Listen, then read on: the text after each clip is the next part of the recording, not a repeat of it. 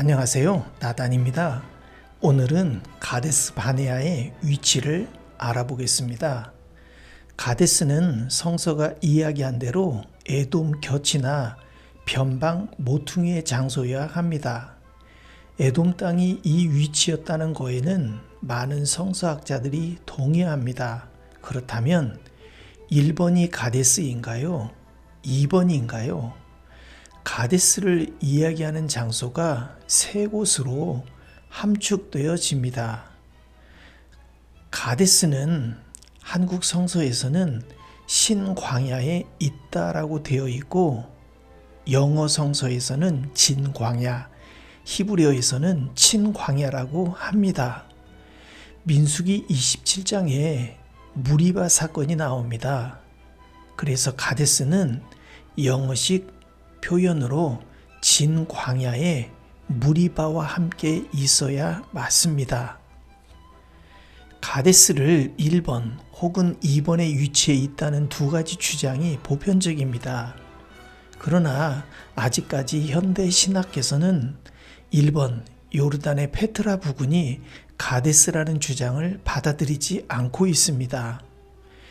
요르단의 페트라 부근으로 보는 주장은 초기 기독교 시대부터 있었습니다. 요세푸스라든지 에우세비우스, 제롬, 20세기 들어서서 알로이스, 나다니엘, 아까도 말씀드린 대로 가데스 바네아의 위치를 이집트 현재의 델 엘 쿠데이라트로 보는 견해가 아직까지도 많습니다. 홍해 곁 에시온 게벨에서 발행하여 가데스의 진을 쳤다면 1번 혹은 2번으로 행진을 하였을 것입니다. 아브라함 이야기에 아모리 족속을 친 이야기가 나옵니다. 하산 손다말에 사는 아모리 족속을 쳤다. 신명기 1장은 호렙산에서 발행하여 아모리 족속의 산지길로 하여 가데스에 이르렀다고 합니다. 그렇다면 일본에 에돔이 거주하면 아모리는 어디에 거주를 해야 합니까? 가나안 정복에 앞서 요단 동편 아르논 골짜기에서 헤르몬 산까지 아모리 족속에게서 땅을 빼앗습니다. 여호수아 10장은 아모리 족속 5왕이 기브온을 대항하여 싸움을 합니다.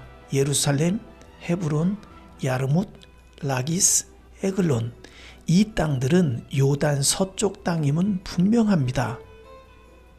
여기도 아모리 족속이 거주하고 있었다는 증거입니다. 아모리 족속의 5왕들과 창세기의 하산 손다말은 동일한 지역으로 봐야만 합니다. 하산 손다말은 성서학자들이 남유다 지역, 오늘날 이스라엘 네게부 지역 장소로 이야기합니다. 그렇다면 아모레 족속은 어느 장소에 거주하였는지 선을 통하여 볼 수 있습니다. 결론적으로 진광야는 전통적으로 이집트에 있는 우리가 앞서 봤던 2번 위치와는 관계가 없다는 증거입니다. 1번만이 진광야의 올바른 자리였다라는 것입니다. 뒤에 슬라이드가 도와줄 것입니다. 2번은 아모레 족속의 땅이었기 때문에 성서에서 말하는 진광야 가데스의 위치는 2번이 아니라 1번으로 가야 옳습니다. 오늘날에는 국경이 이렇게 정리가 되어져 있고요. 또 다시 다른 주장으로 펼쳐보겠습니다. 가데스의 위치가 요르단 쪽 1번이냐 아니면 2번이냐, 또 다른 주장으로 펼쳐보겠습니다. 자, 1번에 가데스가 있습니다. 2번에 이스라엘 현지 지명으로 가데스라고 부릅니다. 이곳이냐 아니면 3번 이집트 영토에 있는, 전통적으로 이 장소를 우리는 가데스라고 불렀고 이집트에서는 이 장소 이름을 알쿠데이라트라고 부릅니다. 세 개 중 어디를 가데스라고 성서는 이야기하는가? 현대에 이르러 오스만 제국과 영국이 국경을 설정하며 현대 국경의 기초가 형성이 되어졌습니다. 이렇게요. 양 국가는 세 차례 전쟁을 치르면서 1979년 평화협정을 체결하고 이집트의 시나이 반도를 반환합니다. 그렇다면 고대 국경은 어떻게 나뉘어져 있을까요? 이집트와 가나안 경계는 시나이 반도였고 군대나 상인들이 이동하기 어려워서 지중해 지역, 우리가 알고 있는 가자, 곧 블레셋, 그곳에서 지중해를 따라 내려오면은 엘 아리시라는 곳에서 국경 관리가 이루어졌습니다. 다음 슬라이드에서 도와드리겠습니다. 고대 이집트 국경은 6개 지역으로 형성이 되었습니다. 우리의 관심사는 시나이 반도이기 때문에 가장 아래 빨간 직사각형을 참고하시면 되겠고요. 엘 아리시가 가나안과 이집트의 국경이었습니다. 바로 이곳입니다. 엘 아리시. 이곳은 애굽강, 곧 애굽 시내가 연결되어 있는 곳입니다.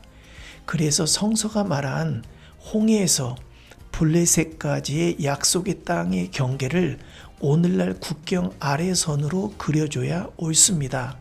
그렇다면 연두색 안에 들어있는 이스라엘 지명 가데스나 이집트 지명 알쿠데이라트 모두 약속의 땅에 이미 들어갔고 정탐했고 광야 생활을 누리고 있었던 것입니다. 고대에 애굽 시내를 기준으로 국경을 다시 정리한다면 이렇습니다.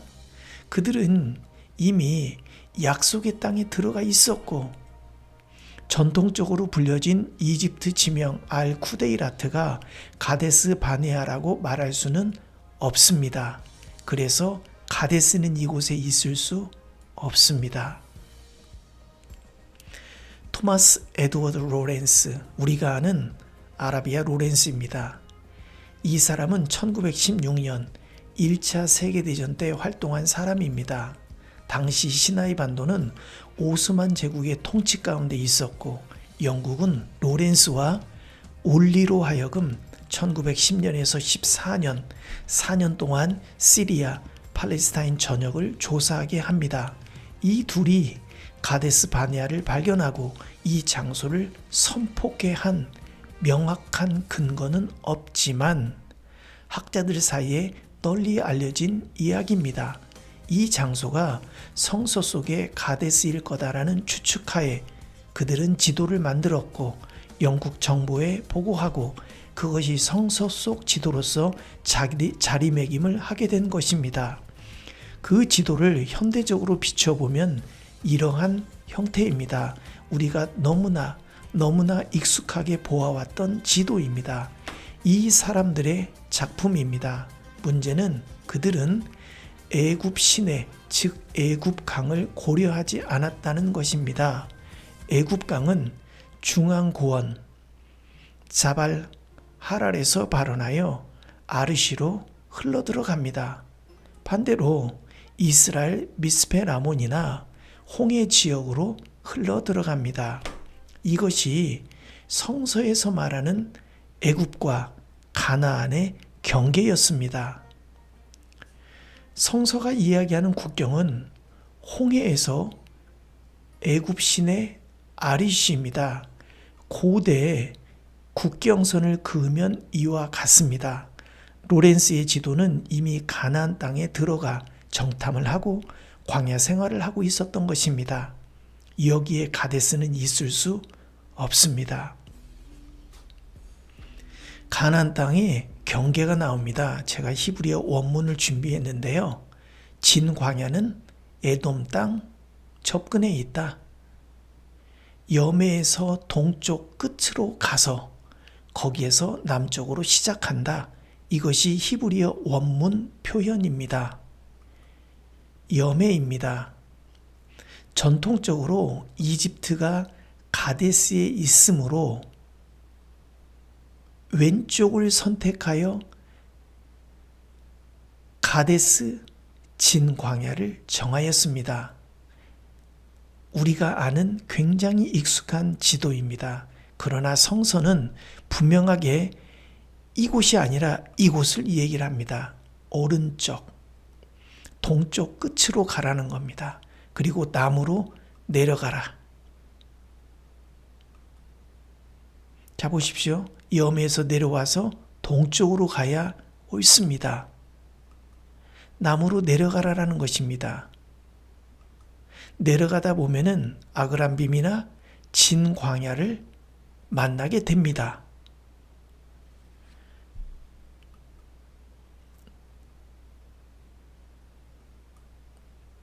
애굽 시내는 발원지가 하랄산에서 아리시로, 홍해와 이스라엘 미츠페 라몬으로 들어갑니다. 이것이 가나안과 애굽의 국경이었고 전 슬라이드를 통해 말씀드렸습니다. 그렇다면 남쪽으로 진 광야로 내려오는 도중에 아그라빔이나 진 광야를 만날 것이고, 성서 속에 이러한 장소들은 애굽 시내와 다시 만나게 될 것입니다. 솔로몬 시대에는 애굽 시내에서 하맛 어귀까지 여호와의 절기를 지켰다라고 합니다. 그리고 이 땅들을 다스렸다라고 합니다. 그리하여 약속의 땅의 경계를 다시 이렇게 그려주어야 옳습니다. 전통적으로 검증 없이 내려온 가데스 바네아의 지도가 영국인 지도 한 장으로 오늘날까지 성서 지리를 혼미케 한 사태가 벌어졌습니다. 지금은 과학화된 시대입니다. 가데스 바네아는 이집트에 있는 것이 아니라 오늘날 요르단의 어느 한 장소에 있어야 옳습니다. 영상을 준비하면서 나누고 싶은 이야기들이 많았습니다. 어느 정도 이해는 왔으리라 생각이 되어지고 제가 영상은 여기까지 그렇게 준비하겠습니다.